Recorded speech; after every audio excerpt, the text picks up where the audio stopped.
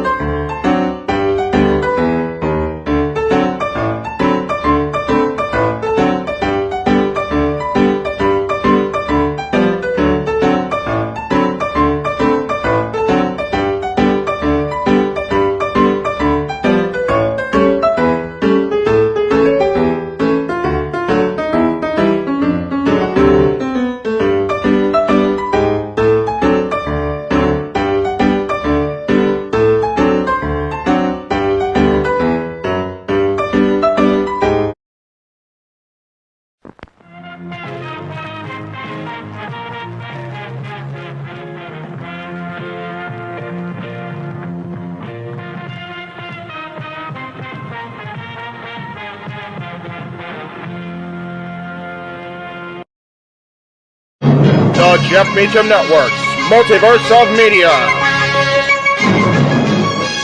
For over 15 years, the recognized symbol of excellence and the standard bearer in coverage of sports and entertainment.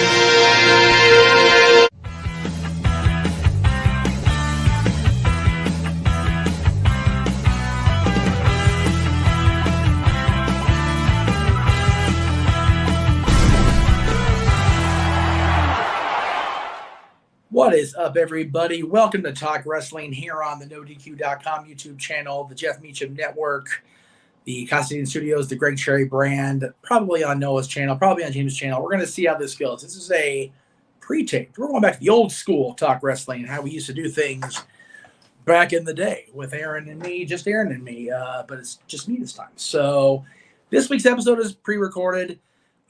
Next week's episode, with any luck, because it'll be the day before Dynamite is here in Los Angeles, we'll be live from Casa de 18 Studios. But we'll see how that goes. We'll see how things lay out next Tuesday. However, I did tell the world on the No DQ review, as well as our open mic night New Year's Eve celebration, that we're going to have Talk Wrestling every Tuesday, live or otherwise. So I asked you guys, the Jeff Meacham Network Multiverse of Media audience, to send in your questions via a Instagram story. You guys can always tweet me at _Jeff Meacham. You guys can always contact me however you wish, as long as you're respectful and nice about it. But I got a couple questions. I didn't want to have the pre-tape ones go too long, because it's Tuesday night. We all want to get to sleep, right? Some of us are covering Wrestle Kingdom in a couple hours, like literally in minutes. on the Jeff Meacham Network at that. So I'm going to make this as brief as possible because Noah will be going live any second on my channel as well as the Multiverse channel. So with that being said, let me go ahead and get to the questions I did get via Instagram. Thank you for doing that on Instagram. These first two questions came right around the same time. They were similar enough in nature that I lumped them together. One, our dear friend Sandy Stars, who was on our New Year's Eve celebration Saturday night. Again, Sandy, we love you. We were so happy to have you along for our craziness. And, of course, our buddy David on Instagram as well. Sandy asked me for my Hall of Fame predictions, and David asked me who I would like to see in the WWE Hall of Fame next year, but he meant, of course, this year because he asked it before the ball drop. Considering I'm likely to be there, of course, I am very interested in what happens at the WWE Hall of Fame ceremony, which will be Friday night, March 31st at the Crypto.com Arena, formerly known as Staples Center, of course, much to Aaron's chagrin. It's now no longer the Staples Center, but it will always be the Staples Center in our hearts. The Rock definitely comes to mind, considering how involved he's allegedly going to be at WrestleMania this year. You've got to think that they're going to give him the Ric Flair style treatment as far as induct him the night before a big match, a big fight, whatever you want to call it. So I would say The Rock would be my choice. Since they are going back to Hollywood, depending on his schedule and depending on The Rock's availability, I would think they would at least reach back out to Dave Bautista and see if he's available, because he was promised a headlining gig in 2020 along with the NWO. The NWO, of course, went in the following year as the class of 2020 at the Performance Center. Yeah, no. What did they have? I forget when they inducted. They inducted the 2020 class at the 2021 ceremony, which is in the Thunderdome. So that's what happened there. But Batista, The Rock, I still say Miss Elizabeth deserves it. I will always say that until they make it happen. Without a doubt. Earthquake, John Tenta, whatever you want to call him, Fred Ottman, Tugboat, Typhoon, the Shockmaster, whatever you want to call Uncle Fred. I like to see a lot of those people that I grew up watching the Nasty Boys. I know people shit on Knobs and Sags a lot. It's a cool thing to do, but I love the act. I thought it was hysterical. And they were tag team champions in both companies, so why not? All right, this one is from my buddy Opie McLeod, who is a more recent friend I've acquired through going out clubbing with my buddy Travis. That's for lack of a better term, they're clubbing. Not maybe a clubbing guy, but who would I love to see return for one last match in the WWE? That is a really solid. Solid's the wrong word, but I will say definitely a loaded question, Opie.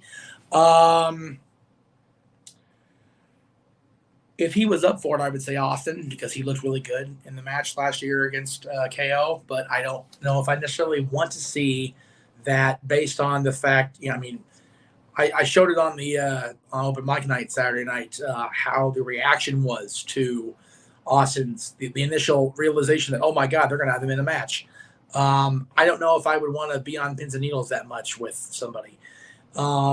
Somebody that's currently active, that's not a health risk, shall we say, as far as out of the game for a long time and could possibly get seriously injured.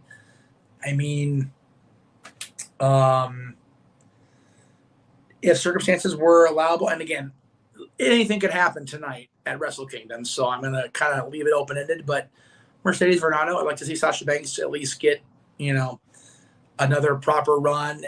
Same with Trinity Fatu, Naomi, the two of them definitely. I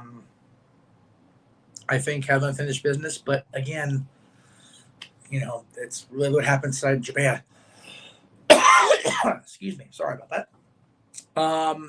William Regal, once this year-long no appearance clause is up, he was the best authority figure in recent memory, even if it was NXT. I'd like to see him back on television. I I don't think he has a wrestling run in him necessarily, but him as a mouthpiece for his son or as the authority figure within NXT, I'm all for that. All right. Last one was a good one. I want to make sure I threw it in there. It's from our longtime supporter, Ian Joplin. Where do you see yourself and the Jeff Meacham Network going in 2023? My goodness. As the theme song for Sasha Banks said, sky's the limit for the network and the multiverse of media. And I really firmly believe that. God, that ring light thing's driving me nuts. Let's see if I can, hell with it, whatever. You guys know I don't really give a shit. We've got, what would I say, with 13 different watch-alongs in the first quarter alone, as far as live stuff goes. Dad's is going to be twice a month again, sometimes 3 times, depending on how many Mondays there are. Stat Boy Sports Bar on the Casa Studios. I did set a goal that I want to try at least one interview again per month. I still want to do that very much, but the crux of the answer, Ian, is onward and upward. When I returned to YouTube as a solo act 3 years ago now, almost over 3 years ago now, I had no solid expectations. I just wanted to see if I could make a go of it. And, here I am. We're still here 3 years in. I've got a steady employment when I'm not working on the podcast. And I realized when I recorded that video at the end of the year that I'm enjoying it, that I'm having fun again. I really didn't think I'd get back to that spot. So I'm grateful that I'm back in that spot. Let me not be misquoted or be misunderstood. I'm very happy to be back in any capacity. I got to, as I record this is Monday night, by the way. I'm recording this after Raw. But with any luck, scheduling and transit held up, and I got to produce today's episode of Stat Boy Sports Bar live on the Casa channel because I enjoy being producer. I enjoy being the director. I enjoy it. It's so funny how 20 years and 18 years video-wise have changed my outlook. Aaron desired nothing more than to be a director guy and to run the camera and to edit the shows. And I had no desire to do that whatsoever. And now I think I enjoy that a little bit more. I enjoy taking that step back and crafting the shows, putting out the vision that I, want to present to the crowd with my name on the production sheet, if you will, but also letting, Mikey and the Stat Boy Sports Bar team have their creative expressiveness unleashed, letting JJ, produce, giving JJ the reins over Mike Knight. It's been a pleasure for me. It really has to let the channel grow almost organically in the last year, especially. 2022 was big on a lot of levels, and I think JJ will be the first to tell you that my realization and my ability to delegate has changed a lot, and I'm grateful I got to that place in my head and in my heart and in my programming typing.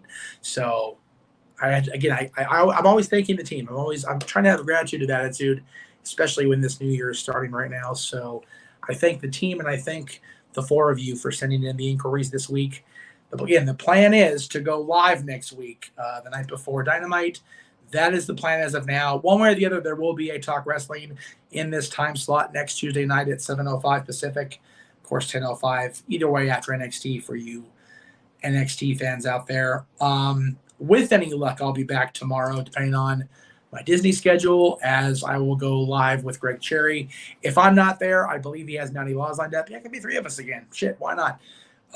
Tomorrow afternoon at 7 Eastern, 4 Pacific.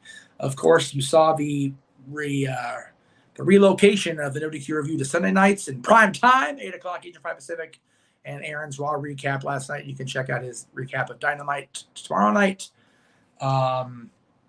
Hopefully, and next week, hopefully with me there, and then his recap of SmackDown each and every Friday. Again, literally minutes from now, you can check out Art. And again, this is, I realize as I'm saying that I'm screwed up again in my presentation. So in 3 hours, live to tape, folks. 3 hours almost exactly from right now. You can check out our coverage of Wrestle Kingdom. Noah will be on the call. I believe JJ's lined up to produce. Again, I'm taping this Monday night, so I don't really know what's been worked out. But we will have Wrestle Kingdom live coverage coming up at 1:20 a.m. Eastern Standard Time, or Eastern Time, whatever the hell standard, whatever, daylight, whatever the hell it's called. And then Friday night, I will be there for sure for Battle of the Belts. That's coming up Friday night at 11 o'clock Eastern after Rampage. Both exclusive watch-along coverage on the Jeff Meacham Network Multiverse of Media. We'll be back with Open Mic Night Saturday night at 11 o'clock Eastern, 8 Pacific, each and every Saturday. It's either 11 o'clock Eastern or immediately after our watch-along coverage if there's a premium live event or pay-per-view that day. So be on the lookout. And, of course, all week long, JJ, I know it's his next month. It's really this month. I need that new graphic. Forgive me, Jay. His month of musicals on Renegades reviews.